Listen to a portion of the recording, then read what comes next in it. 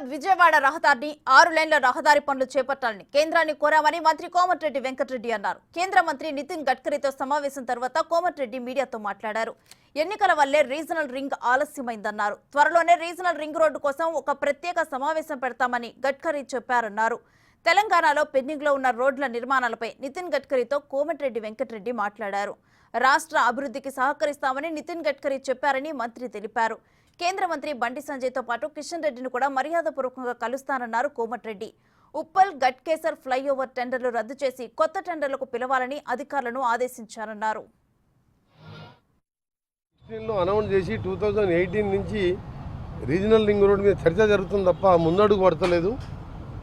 గత ప్రభుత్వం దాని మీద కొన్ని అనౌన్స్ చేసినప్పుడు యూటిలిటీ చార్జ్ కడదామని చెప్పి ఒప్పుకొని తర్వాత వాళ్ళు మేము కట్టామని చెప్పడం, నేషనల్ హైవే వాళ్ళు దాన్ని బ్యాక్ పోవడం, మళ్ళీ మా గవర్నమెంట్ వచ్చిన తర్వాత నేను వచ్చి గడ్కరీ గారి ఆనరబుల్ మినిస్టర్ గారిని కలిసి సీఎం గారు నేను ఇద్దరం కలిసి వారిని ఒప్పిస్తే వాళ్ళు యూటిలిటీ ఛార్జ్ కూడా మీరు కట్టే అవసరం లేదు, మేమే కట్టుకుంటామని చెప్పి ముందుకు వచ్చి రావడం, దాన్ని వేగవంతం చేసే ప్రక్రియలో ఎలక్షన్ కోడ్ వచ్చినప్పుడు కొద్దిగా ఆలస్యమైంది.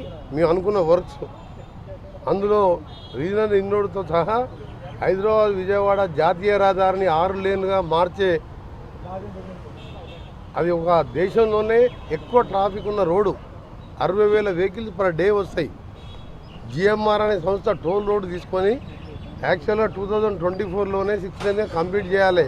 కానీ వాళ్ళు వివిధ కారణాలు చూపిస్తూ కోర్టుకు వెళ్తూ దాన్ని 6 లేన్గా టేకప్ చేయలేదు. ఎన్నో యాక్సిడెంట్లు అయ్యి ఎంతోమంది చనిపోవడం, ఎంతోమంది హ్యాండిక్యాప్డ్ కావడం జరుగుతుంది.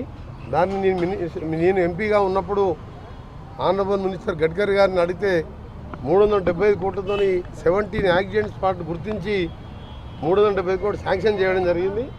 శాంక్షన్ చేసిన తర్వాత 2 సార్లు జిఎంఆర్ వారు కోర్టుకు పోయాను. మళ్ళీ దాన్ని క్యాన్సిల్ చేస్తే థర్డ్ టైం మళ్ళీ టెండర్ పిలిచి నిన్ననే పనులు కూడా ప్రారంభించిన సంగతి మీ అందరికీ తెలుసు. అవి కూడా డిసెంబర్ లోప టెంపరీ రిలీఫ్, అట్లీస్ట్ యాక్సిడెంట్ తక్కువ చేస్తూ హైదరాబాద్ను విజయవాడని వెంటనే 6 లేన్గా చేయాలని చెప్పి ఈరోజు నేను మా ఈఎన్సీ గారు గణపతి రెడ్డి గారు ఇంకా మిగతా అధికారులతో కలిసి మినిస్టర్ గారిని చెప్పడం జరిగింది. త్వరలోనే దాని మీద మీటింగ్ పెట్టి దాన్ని పరిష్కరిస్తామని చెప్పి వారు హామీ ఇవ్వడం జరిగింది. రీజనల్ రింగ్ రోడ్ కూడా దాన్ని సపరేట్గా మీటింగ్ పెడతాను, దాన్ని కూడా రివ్యూ చేద్దామని చెప్పి వారు చెప్పడం జరిగింది.